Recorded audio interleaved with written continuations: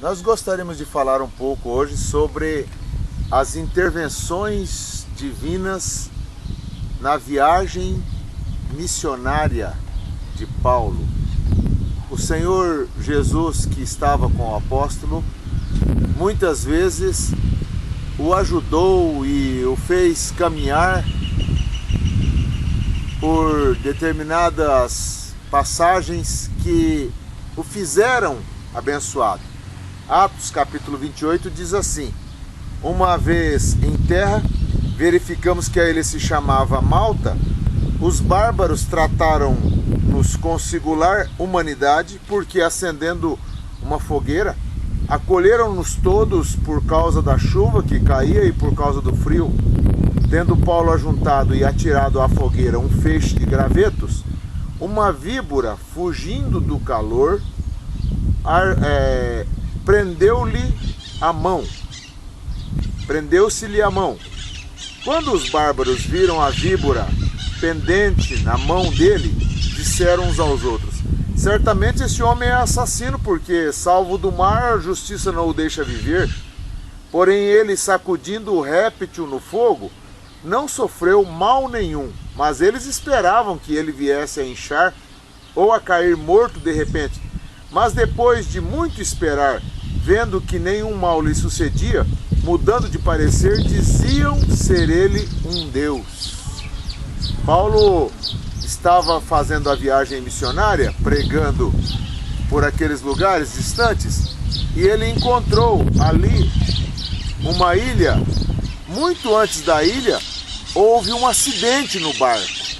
O navio onde eles estavam, com 275 pessoas, veio a enfrentar uma grande tempestade, e essa tempestade fez com que ele saísse, o navio se despedaçasse. E cada um ali, por palavra divina mesmo, tinha dito que não haveria de sofrer nenhum dano.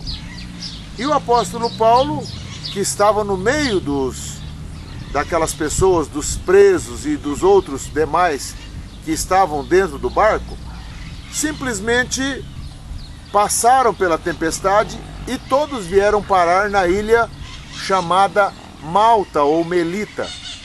Quando Paulo estava ali junto com aquelas pessoas, eles começaram a fazer uma fogueira para aquecer, porque estava chovendo e não havia um local muito fácil para hospedagem. E eles então fizeram daquela ilha ali uma fogueira, e cada um veio trazendo um feixe de gravetos para colocar naquela fogueira. E diz o texto aqui que saiu, quando o apóstolo Paulo trouxe aquele feixe de gravetos e jogou ali sobre aquela fogueira, saiu uma víbora, uma serpente, uma cobra venenosa, e agarrou-lhe a mão. Quando Paulo viu os moradores da ilha sabiam, os bárbaros, sabendo que aquela serpente era venenosa e que todas as pessoas que fossem mordidos por aquela serpente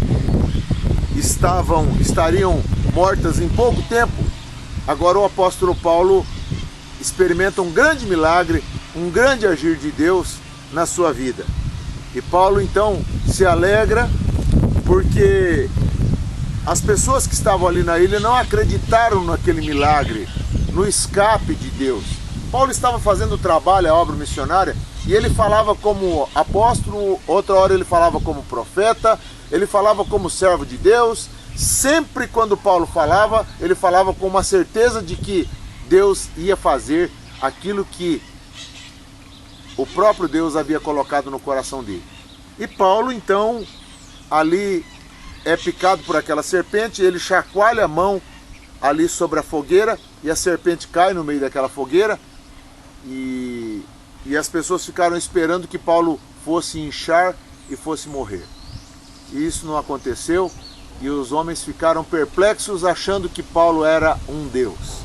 Eles não sabiam o Deus que Paulo serve, o Deus que Paulo servia, o Deus que andava com o apóstolo Paulo.